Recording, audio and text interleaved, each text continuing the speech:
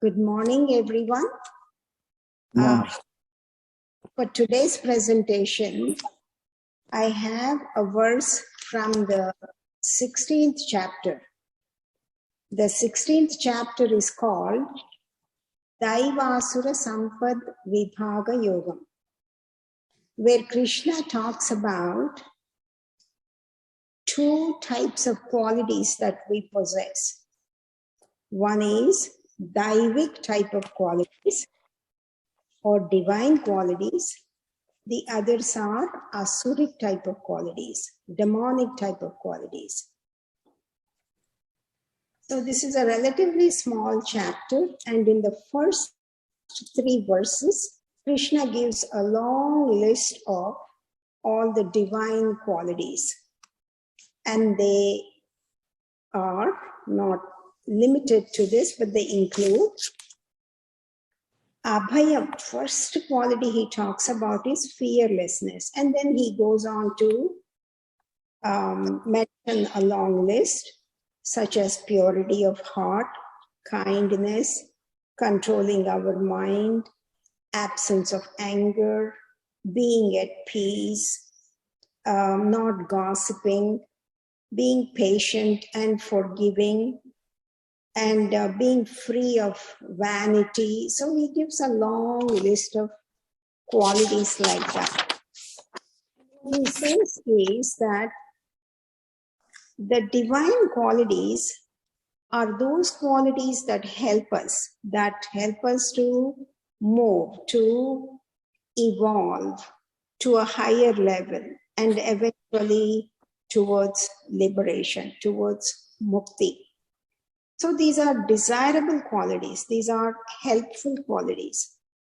Then Krishna also explains extensively about what the demonic qualities are.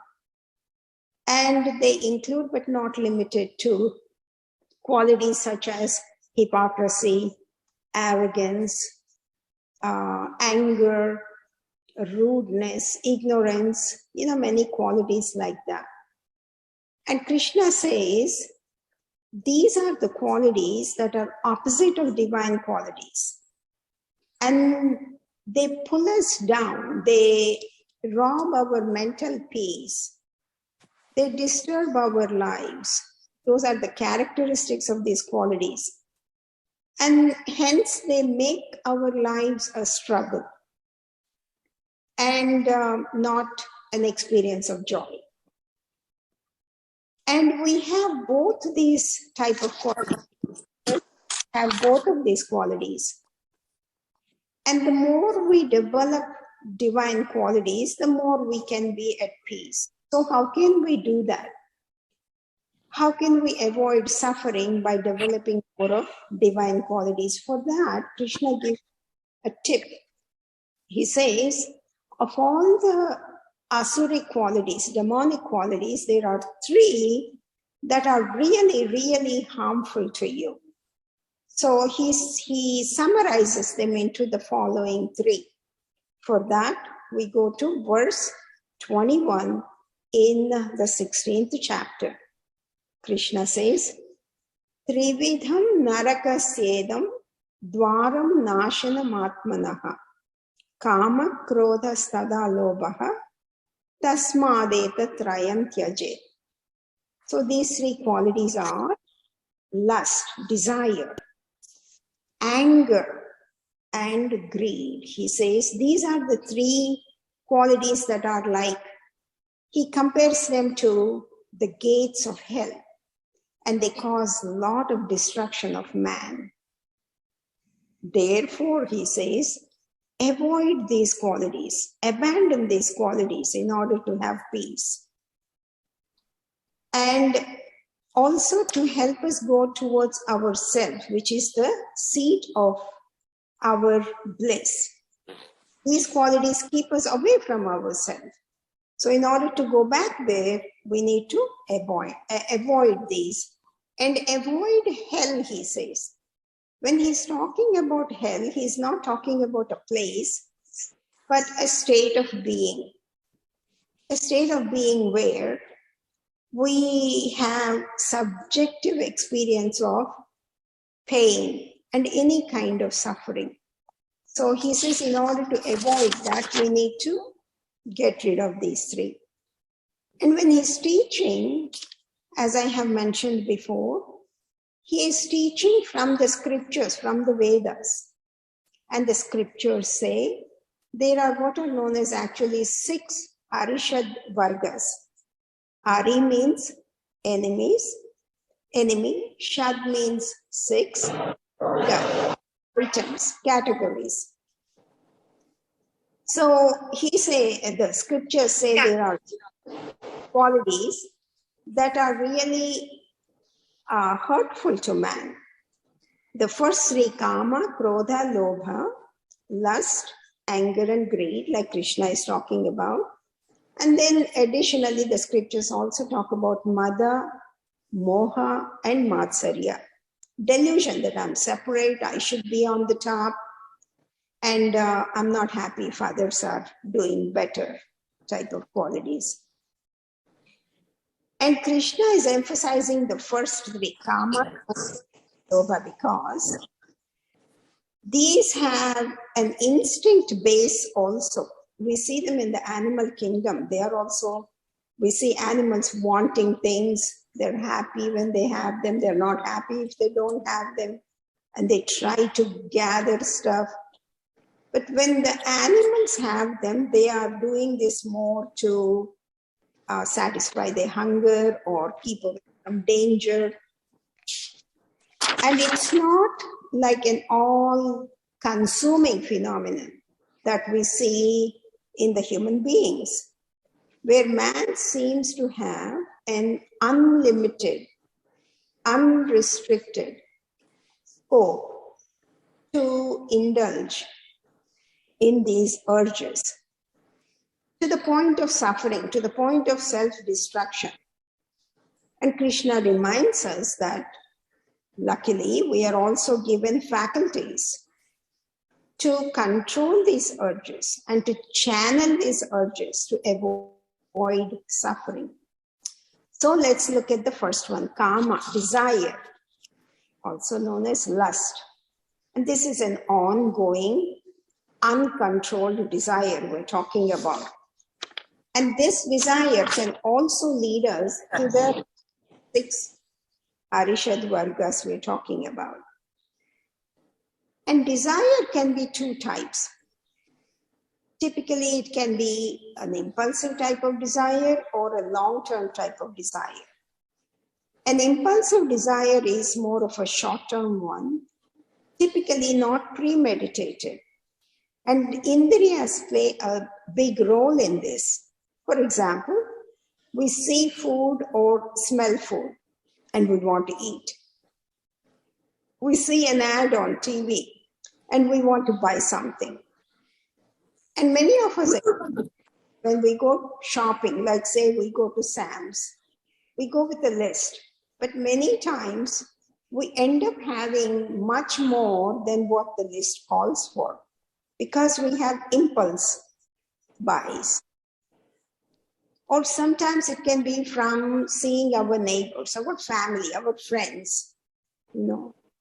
And when these desires pop up in our head, our buddhi, our intellect guides us to control these desires. So we may not act on all these desires. Our buddhi may say, well, you don't need it, you can't afford it, for whatever reason. And we may listen to our intellect and may end up not acting on the desires. But because the desires pop up and we didn't act on them, we may have some resentment in our mind. And this can accumulate and can cause suffering also. So it's important to realize just desires popping up can also be harmful. And then there are what are known as long-term desires through contemplation on ideas, people, places. It's more mind-based. The information may be brought into the mind through the indriyas, special senses. But the mind ruminates on this information in our heads. And it depends from person to person. And Krishna explains this phenomenon very nicely in the second chapter, 62. He says, Dhyayato Vishayan Pumsaha Sangasneshu Upajayate Sangat Sanjayate Kamaha Kamat Krodho Vijayate. When we dwell on sense objects, an interest in them develops. We get attached to that idea. And this interest can develop into desire. And when this desire is not fulfilled, it can beget anger. When we look at desire itself is very important to sustain life, to help us continue mankind's progress, to improve things, to accomplish more, to reach our potential. So desire is important. It's not wrong to get things and accumulate things. But when we are talking about the unlimited, everlasting string of desires, one after the other, that's where problem can. And the desires are either ragas or dveshas, meaning either we want to obtain and keep something, or we want to avoid or get rid of. It could be people, it could be possessions, it could be incidents. It's like a Not all desires can be fulfilled, no matter what. Yeah, looks like orchestra. No matter what, nobody gets all their desires fulfilled. When the desires are not fulfilled, we get anger. And interestingly, not all desires are overt. We don't even realize sometimes. We have desires and they don't seem to be like desires. For example, expectations. Expectations are a very subtle form of desires. And in many cases, it involves expecting such and such from others. It could be as simple as expecting the child to clean up the room. Nothing wrong in teaching the child to do good things, important things like that. But when the child doesn't do it, how are we receiving it? How are we reacting to it? What is it doing to our inside? Or it could be more and more. You look at it, it could be expecting a thank you note after we have given a gift to someone. Expecting recognition and gratitude when we helped someone. Expecting an invitation from a friend. A job promotion. There is no end to these expectations. We want the world to behave according to our expectations and our desires. And what happens then, the more we expect, the more we suffer when we don't get what we expect. And this resentment can also add up. So Krishna says, learn to control your expectations, learn to control your desires, nip it in the bud, whether they are impulsive or contemplative. By changing the way you're developing them, you're reacting to them, you're ruminating on them, you're in other words, work on that. Otherwise, you would be suffering from anger when they are not fulfilled. And once anger develops, it's much, much harder to control. Because until this time, we have been spending time. It's a slow process. We saw something, we thought about it, we are thinking about it, we're desiring it. All that takes time. But once anger comes, it's much harder to control after that.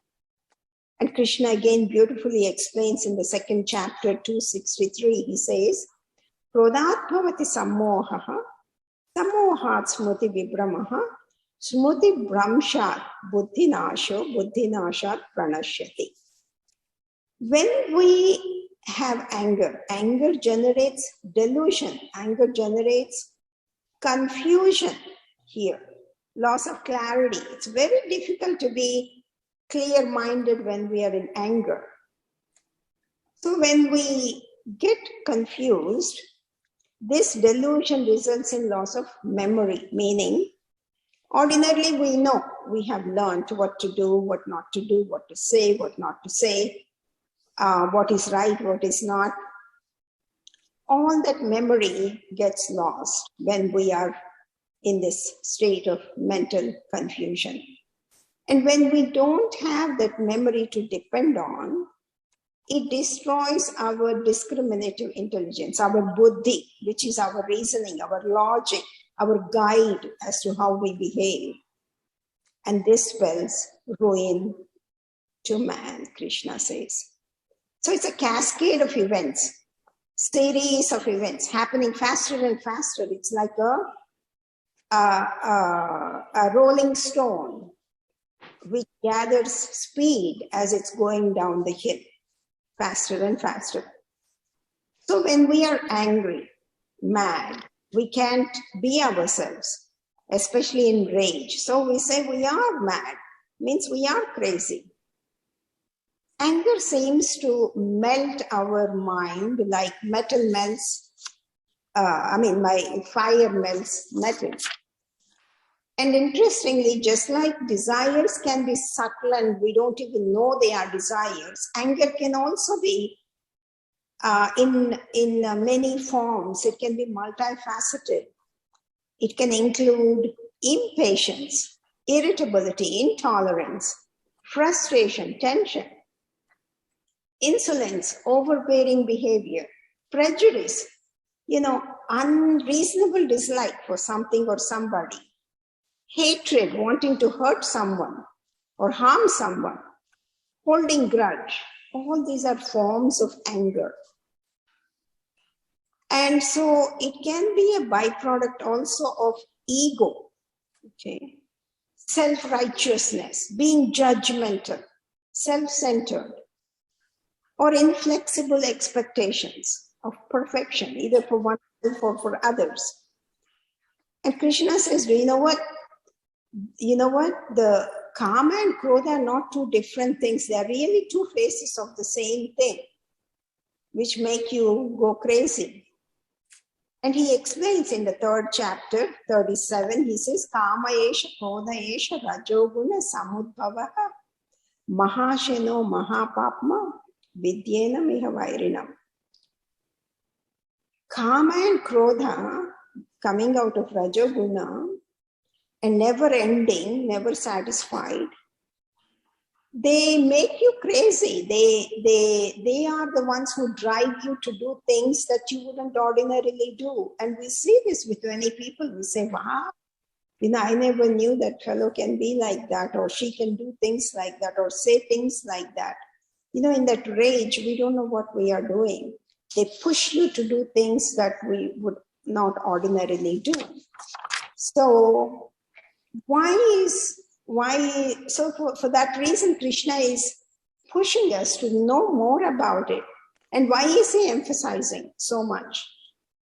Now we know in modern day medicine and research, we are understanding more and more about what anger does to our body, what it does to our health, our well-being.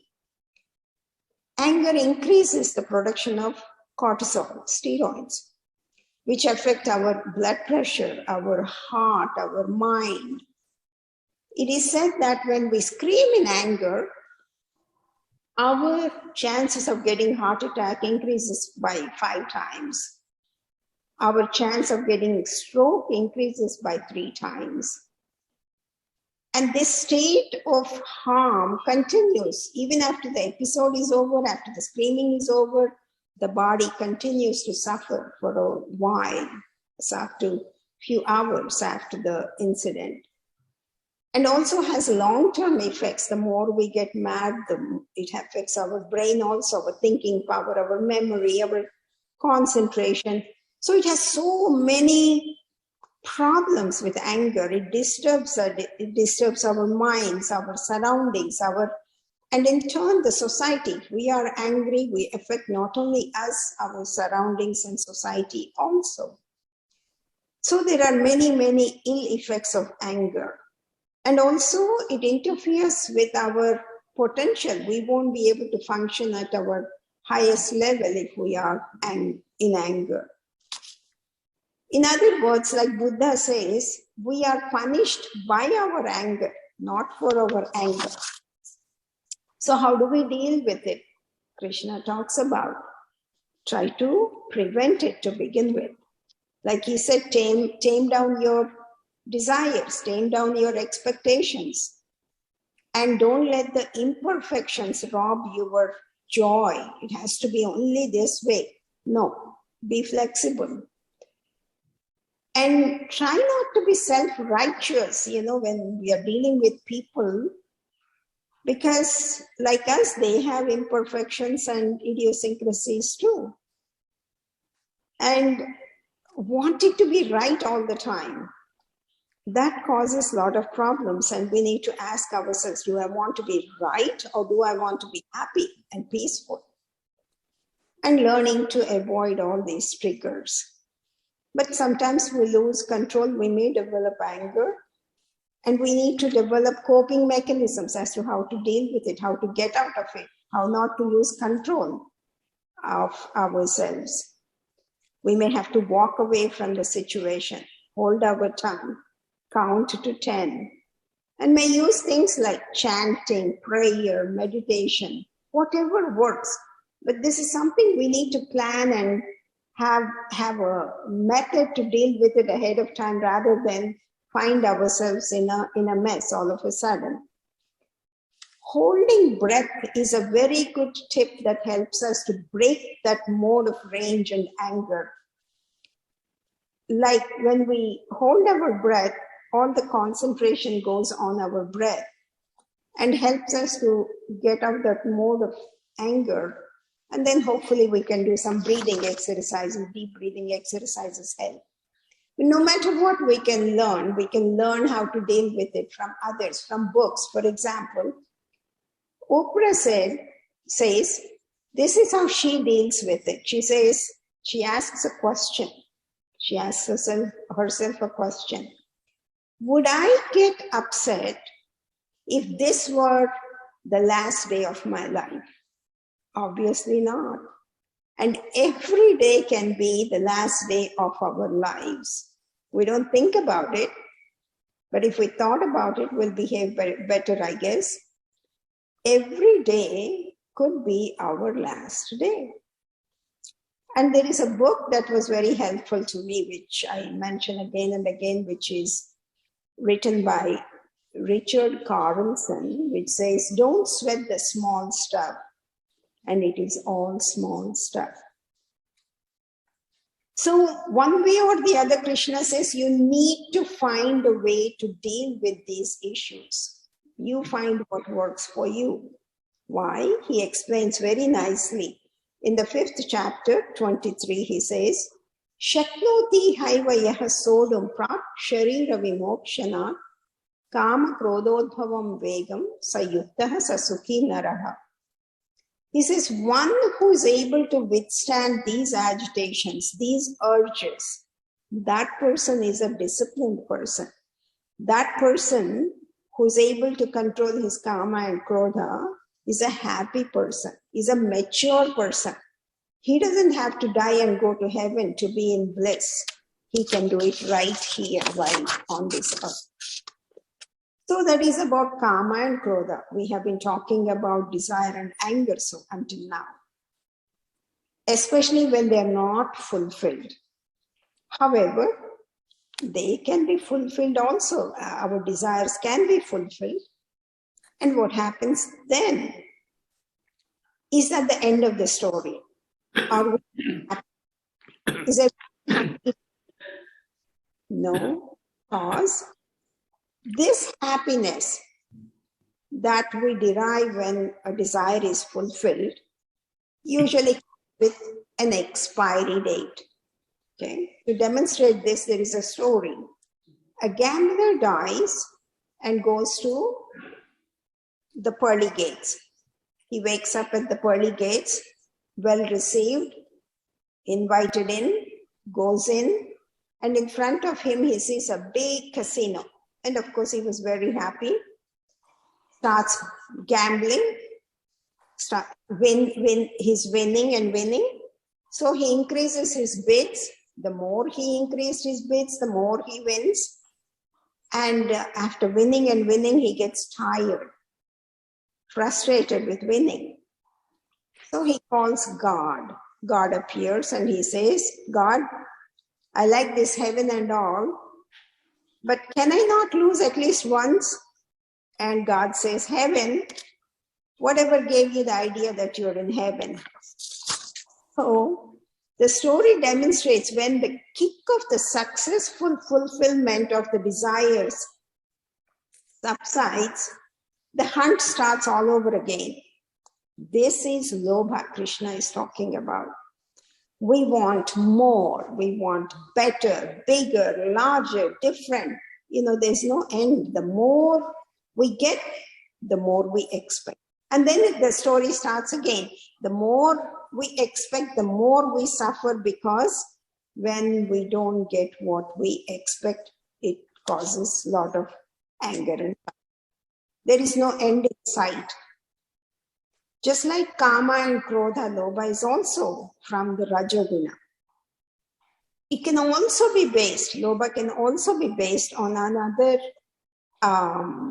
one of the Arishad Vargas, Matsarya, envy and jealousy.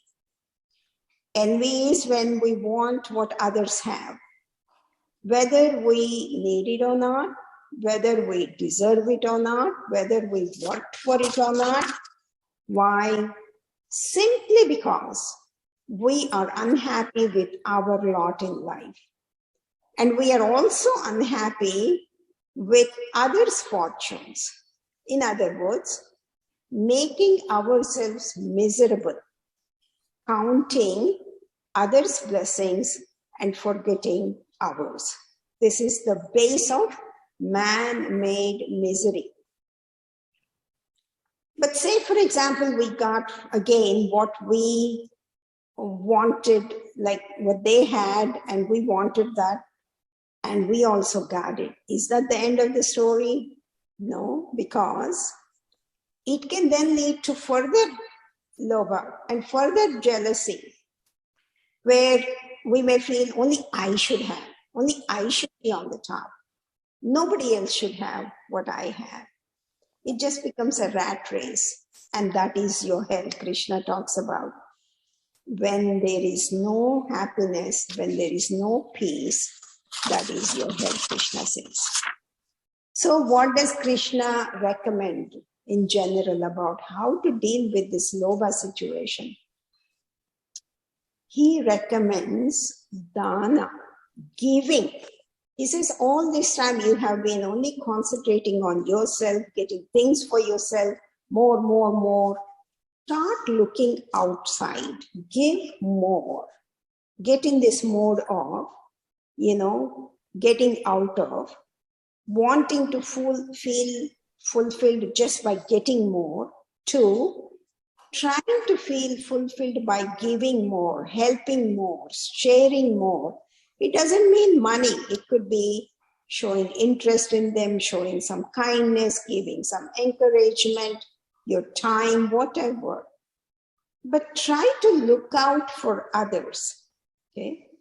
Rather than acquiring more and more and more, learn to share, learn to give, okay?